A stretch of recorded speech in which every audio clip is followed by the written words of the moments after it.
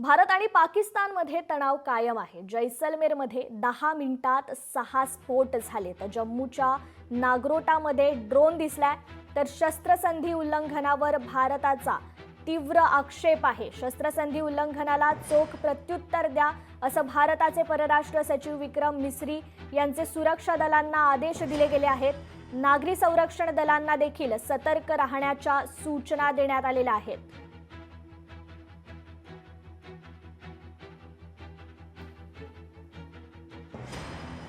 या संदर्भात आपण अधिक माहिती जाणून घेणार आहोत। आपले प्रतिनिधी अजिंक्य भातांब्रेकर आपल्याशी फोन कॉलद्वारे जोडले गेलेले आहेत।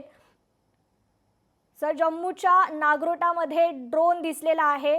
पाकिस्तानकडून पुन्हा एकदा शस्त्रसंधीचं उल्लंघन केलं गेलेलं आहे, याबद्दल अधिकची माहिती काय द्याल? कृपा, खरं तर एक दोन ठिकाणी नाही तर तब्बल 11 ठिकाणी शस्त्रसंधीचं उल्लंघन पाकिस्ताननं केलेलं आहे। शस्त्रसंधी झाल्यानंतर पाकिस्तानकडनं पुन्हा एकदा आगळीक होताना दिसते आणि ही आगळीक जी आहे ती खरं तर म्हणजे माफ करण्यासारखी नाही, कारण ज्या पद्धतीनं पाकिस्तान आता इतक्या आक्रमकपणे भारताच्या सीमावर्ती भागामध्ये गोळीबार करतंय, हल्ला करताना दिसतंय, त्याला भारताकडनं सुद्धा चोख प्रत्युत्तर सध्या दिलं जात आहे। दगाबाज पाकिस्ताननं पुन्हा एकदा शस्त्रसंधीचं उल्लंघन केलेलं आहे आणि फक्त गोळीबार करण्यापुरतंच पाकिस्तान थांबलेलं नाही, तर पाकिस्ताननं भारताच्या सीमावर्ती भागात म्हणजे खास करून जम्मू काश्मीर असेल, पंजाबचा भाग असेल, खास करून राजस्थानचा भाग असेल, या भागामध्ये ड्रोन हल्ले देखील सातत्यानं काल संध्याकाळनंतर केलेले आहेत। म्हणजे 4 ते 5 तासच झाले शस्त्रसंधीचा निर्णय जाहीर केल्यानंतर आणि लगोलगच पाकिस्ताननं या शस्त्रसंधीचं उल्लंघन सुद्धा केलेलं आहे। म्हणजे एकीकडे अमेरिकेच्या मध्यस्थीनंतर भारत आणि पाकिस्तान दरम्यान झालेली ही शस्त्रसंधी आणि या शस्त्रसंधीचं पाकिस्तानकडनं लगेचच म्हणजे अवघ्या काही तासातच झालेलं उल्लंघन आंतरराष्ट्रीय पातळीवर याचे पडसाद आता उमटताना दिसत आहेत।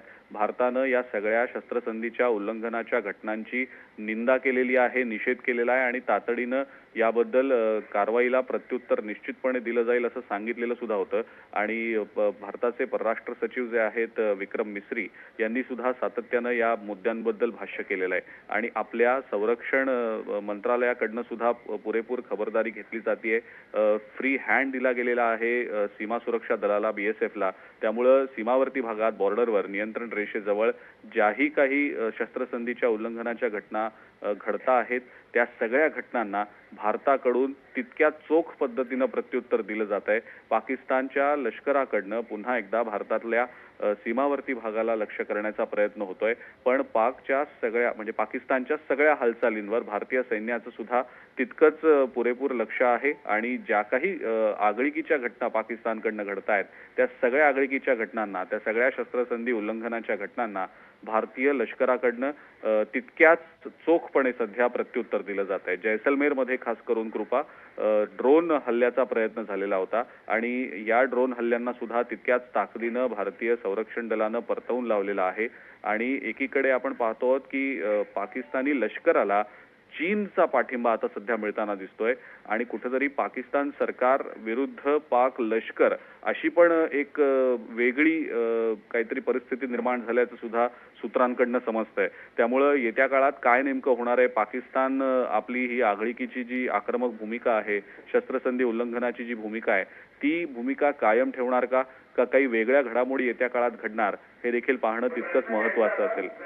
निश्चितच, पण याआधी सुद्धा पाकिस्तानकडून अनेक देशांना विनंती केली गेली होती की भारताला सांगा की हल्ले थांबवा, पण ही संधी मिळालीच असताना पुन्हा त्यांनी शस्त्रसंधीचं उल्लंघन केलंय। म्हणजे याचा अर्थ असा होतोय की पाकिस्तान मुद्दामून कळ काढतंय?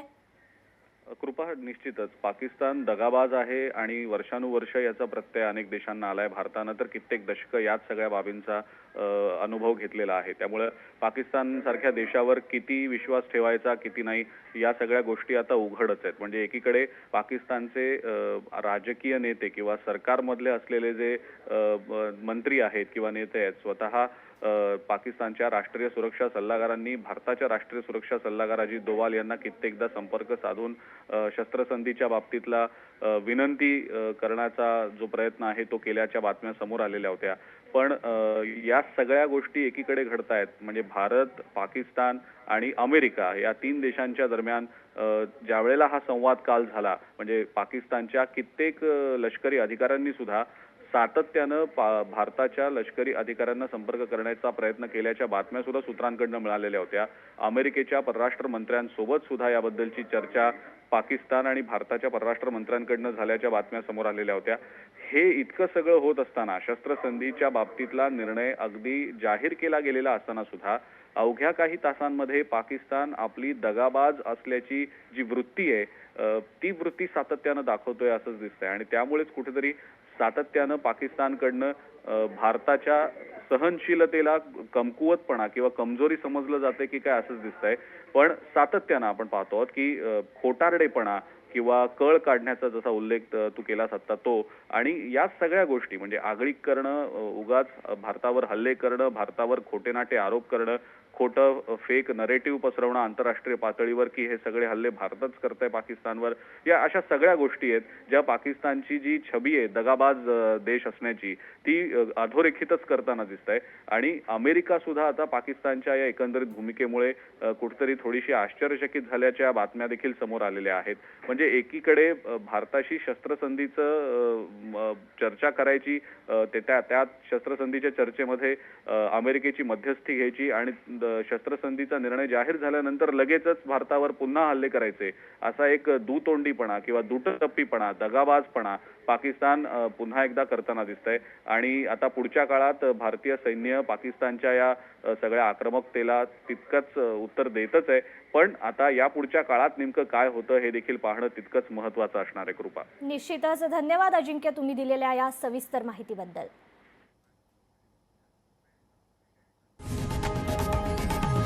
लोकशाही मराठी ऐका, पहा, जागरूक रहा.